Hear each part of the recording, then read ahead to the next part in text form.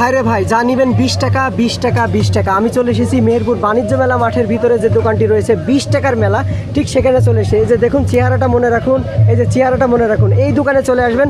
আসলে 20 টাকা এত পরিমাণ আপনারা কোকারির সামগ্রী পেয়ে যাবেন, আপনাদের কিন্তু বলে বোঝানো যাবে না। এই যে 20 টাকা, যাই নেবেন 20 টাকা। আমি কিছু 20 টাকার প্রোডাক্ট আপনাদেরকে একটু দেখিয়ে দিচ্ছি।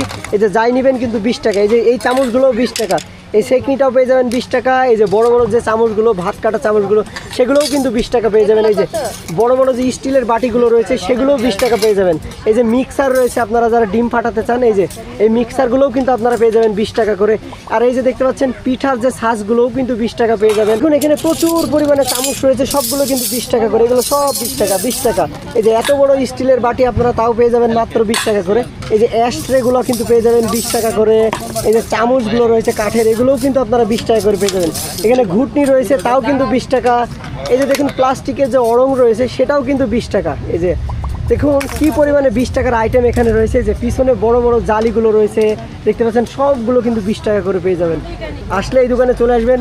এই যে 20 টাকার মেলায় মা স্টোর দেখতে পাচ্ছেন হয়তো।